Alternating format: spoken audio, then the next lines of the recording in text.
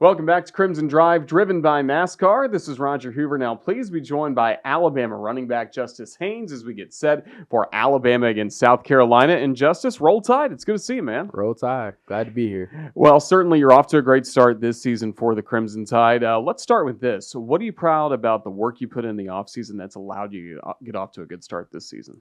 This offseason was a pivotal offseason, as us as a team. We didn't finish the way we wanted to last year. So just coming in as a whole, we knew that we had to grind a little bit different.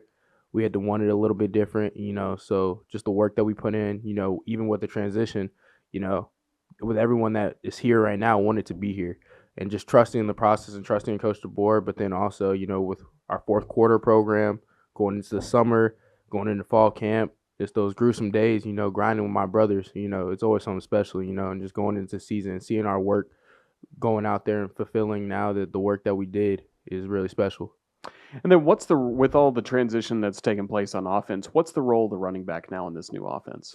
I think the role of the running back is, just being dynamic, as you've seen it so far these first couple of games, they'll line us up in empty. They'll put us in the backfield. We have motions. We have different spots that we can get to different places and able to use the running back and enhance all of our abilities, not, just running the ball. Because, we talk about it all the time in the running back room. We're bigger than just it's who you are without the ball in your hands. So, whether that's us blocking, whether that's us running routes, doing anything we need to do to help the team. Was that one of the biggest changes from high school football to where you are now is learning how to block and making sure you are helping Jalen Milroe in all aspects of the offense? Oh, definitely. Yeah, I think that's definitely the biggest transition, because when you're in high school, you're getting the ball all the time. Yeah. When you're here, you're around a whole bunch of other stars, other guys that alpha males that can play just as well as you. So, it's really pivotal that what can you do without the ball? And that really determines what kind of player you are and the playing time you get, because you gotta, the quarterback, you gotta keep him clean. That you gotta keep him clean so he can dish the ball out to the other athletes around the field. You mentioned all the hard work you put in the preseason. How rewarding was it the first game against Western Kentucky to break that 75-yard run like you did? It was very rewarding. Just think back on all my hard work, the sacrifices that I made. But at the end of the day, I give all glory to God. Without Him, none of this is possible. Just the blessings and the many blessings and opportunities He's given me, and just any way I can pay that forward, I try to do.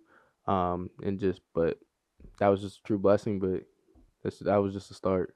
It really was. You've had some moments like that. We've seen some long runs from Jam and Jalen as well. I mean, that has to be the best feeling you could have on a football field, right? Especially if you get to about the 20 or so, you kind of know you're going to score. What's the rest of that like? When you're about to score, you're just like, you got to get there. Like that's the thing I think about. Just once you get there, and then you're just thinking about like, that was a great play. Now go celebrate with my guys. We talk about it all the time. Run to the guys, go celebrate with them, because that's the best feeling in the world. You just helped your team put up points to helping them succeed. To get in that box, get in that zone. That's what we all want to do. I'll let you brag on your teammates a little bit. First of all, with Jam Miller, when you watch him on film, when you see him on the practice field, what's he do best? A complete player. Thing I love about Jam is how he can do it all. He can pass block, he can run, he can run and block, he can run you over, he can make you miss, he can outrun you, he can do whatever you need him to do. And that's what I love about Jam, but Jam's an even better person, and the way he pushes me off and on the field. I'm so thankful for that, to have a guy in the room, but our whole running back room as a whole, the way we all push each other, is something that, we take pride in, and something that is very special to us in our room. But Jam, that kid's a dog. He a dog. Yeah, you and Jam get a lot of the attention along with Richard as well, but you had to love some of the moments, even against Western Kentucky or late in the ball game against South Florida, Wisconsin. You get to see Kevin Riley with some carries, Daniel Hill as well. I mean, that had to be rewarding for all the hard work they put in. Oh, yeah, 100%, definitely. I seen them come in. Daniel came in early, so it was great to see. Then Kevin came in the summer, but, just the strides they've made as players since they've been here has been tremendous. Just see they grind just as hard every day, put in all their time, put in all their effort, do everything they can to be the best player they can possibly be. So to see them go out there and just ball out and do what they do, I love to see that, and I just always root for them boys. Fun to play for Coach Gillespie? Oh, it's great. Yeah. Coach Gillespie, I love playing with Coach G. G is an amazing dude, but he's an amazing coach because he's gonna find the fine details that you need in order to make you the best person, the best person, not just player, but a best person, but then also the best player. Because we talk about not just football, we talk about character too. Like, what kind of man are you? And we talk about all the time, like, football is a way of life. Like, football and life are so similar. Like, you're gonna go through adversity in football, you're gonna go through adversity in life. Like, we compare those two things, like, it's very, very similar, and so we talk about that all the time. But Coach G, just a tremendous coach, a tremendous man, and the way he pushes us. How does he help you most in game on the sidelines? I think he helps us most in game. One thing he told me, like, in the Vandy game, was like, just a little snippy. He was like, let's go. Like, let's go. Like, just little motivational things are burst. He just said it right before the play. Burst. Let's go. All right. But just, we have iPads now. So that's another thing that we can see. He'd be like, here, you see that right there? Okay. Just trying to help me out in any ways like that. Okay, they brought a different pressure that we might not have seen in practice. This is how we're gonna do it. In-game adjustments, And that's what we talk about all the time. You got to be able to adjust on the fly, and he's so good at picking these things up and just keeping us ready. Stay loose. We about to go back out there. Let's go. Staying positive. Like, we about to get this ball back and we about to go score. Like, stuff like that. But You mentioned staying positive. How important is that, especially after a game like Vanderbilt this past week? I think it's very important. Vandy is all respect. We respect them. They played a good game. And we know that we could have played better. But it's in the past now. The only thing we can do is move forward, and everything that we want to obtain is still right in front of us. We just know that we got to improve and just continue to get better. But like Coach DeBoer said, like, we're not gonna overanalyze anything. We everything that we have in that room, in our whole room, we're good. We are fine. We just gotta execute, do our jobs, and just continue to keep grinding, refining, competing each and every day. How helpful is it to have the Sunday practices where you guys get together to either flush, the emotional high of a win against Georgia or, a tough emotional loss like Vanderbilt? How much does it help getting together with your teammates on Sunday that way? I think it helps a lot. We talk about it all the time. We have a 24-hour rule. I think that's perfect because you got that Saturday night, you got that Saturday morning, and then you put the game to bed at 2 o'clock whenever we have that meeting, our team meeting, and that's a great aspect. Win or loss, on to the next, because you're only as good as your next game. That game, it was great. We celebrated. It happened. This, that, and the third. Whatever happened in that game, on to the next. Let's go. So That's really good. So again, that's kind of where we are right now in this season, coming off the Vandy game, getting ready for South Carolina. But I want to back it up with you to the start of your career because you grew up in the shadow, of course, of a great football player in Haynes as well, Georgia Bulldog, also a Super Bowl champion with the Pittsburgh Steelers. What was it like growing up with a famous dad that was a great football player? it was great. I love my dad. He pushed me. That's my dude. That's my rock. Like, still to this day, we talk every day, all the time. But we don't just talk about football, like I said. Like, and we talk about, like, everything. Just about being a man. But just the way he's pushed me on and off the field, just tremendously. I'm forever thankful for it. But growing up in his shadow, I wouldn't say I grew up in his shadow because I always knew who I was independently as a man and who I was going to become and who I'm still going to become. So I wouldn't say I grew up in his shadow, but I was definitely, thankful for all the stuff that he has given me, all the knowledge. Yeah, because I feel like he's really prepared me each and every level I've been to. I've seen this level before. We always talked about it, like, when I was a kid. When I was young, he was preparing me for middle school. Middle school, he was preparing me for high school. So when I'm in middle school, he was preparing me. When I was in high school, he was already preparing me for college. Now I'm in college, he's helping me prepare me for the league. So just stuff like that. Do you have some memories of being around, any of the games that he played in the NFL or being around the locker room, getting to meet a lot of famous pro players, stuff like that? I remember, like, when I was young in elementary, going back. This was after he retired because he retired in 2011. So I was still fairly young then. But when he was playing in majority of his career, I was not. I can't remember those days. I have pictures. I've seen it, like me in the locker room after the Super Bowl with him, this, that, and the third, or me just, being with the guys and stuff like that. But, I've been able to be fortunate now that I'm older to still be around those guys, like Jerome Bettis. Like they call me Lil Bussy. Like that's what he gave me. That's what name he gave me. So just being around guys like Jerome, being around guys that he played with that I was able to see, and just stuff like that. But like I was at Jerome's thing, got to be with Ben, all that, like his Hall of Fame, when he got inducted. So I got to be around Ben. That's when AB and Ben and all of them were playing. I got to meet all of them those guys. So that was pretty special.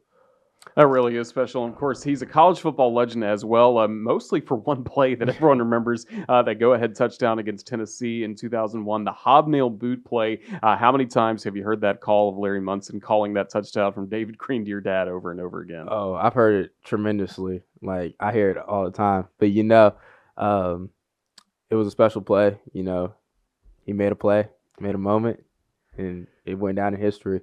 Um, but yeah, I especially every time Tennessee and Georgia get ready to play, but it's usually around like October, whenever they play or whenever. Yeah, we start hearing around our house, hobnail boo, baby. There you go. So again, he's a Georgia football legend. Did you have a lot of pressure on you in high school from him or anybody around Georgia to sign there? And then what was the reaction when he did sign with Alabama? I wouldn't say I had a lot of pressure. I think a lot of people expected me to go to Georgia because of my dad. But I'm a very faith-based person. I put my trust in God. Just letting Him lead me in the right direction. He led me here, which was the best decision for me. And my dad, he understood. He never put pressure on me. He always told me it was my choice. He was like, son, like my path was my path. Your path is your path. And that's what I like will forever be thankful for. Like my dad didn't pressure me to go to Georgia. He didn't be like, yo, you should go to Georgia, this, that, and the third. Like, no, he was like, I'm with you no matter what. I'm gonna ride with you. I'm gonna put that jersey on and support you no matter what, whatever school you choose. And you chose Alabama. What'd you like most about Alabama once you got to know the coaching staff here, see the facilities, and once they really recruited you hard? I would say the most thing that I liked about Alabama is, I committed to Coach Saban. So when I committed to Coach Saban, I knew how I was gonna get pushed on and off the field. Because like life is bigger than just football. Like football is a small snippet of life. And like if there was a book written on me, football's gonna be this small in my life, at the end of the day. So I gotta be prepared for life overall and the adversity that's gonna come with life and things that are gonna come with life. And I knew I was gonna get prepared like that here at Bama. But then also I knew I was gonna get pushed as a football player. I knew that aspect was gonna be here. I knew Coach Saban was gonna get me to where I wanted to go. But then, he retired. Coach DeBoer came in. And that was the reason why I still trust in this place, because I know Coach DeBoer has that same morals, in a way. They have their different ways of getting their points across, but at the end of the day, they have the same morals. How they gonna make us better men? How they gonna make us better football players? There are a lot of we all kind of kept up with everything Coach Saban would say in press conferences because there's a lot of life wisdom there on his radio show with us. Where there are a lot of things in like team meetings or talks to the team that have really stuck with you from your time playing for him. Yes, definitely. Coach Saban, like I said, like he cared about us being like people. Like you're more than just a football player. Football is literally a small part of your life, and you never know what's gonna end. And so you just gotta be grateful for the opportunity that you get each and every day, and just cherish the moment. Certainly cherish the moment. And for you, you got some playing time as a freshman this past year, but I know you're wearing the Rose Bowl shirt. It was the second half of the Rose Bowl game. We saw you a lot more. What do you feel like led to you getting more opportunities that second half against Michigan? Just trusting the process, coming in, it was always just preparing each and every week, each and every day. Like I was RB1, even if whatever the depth chart said.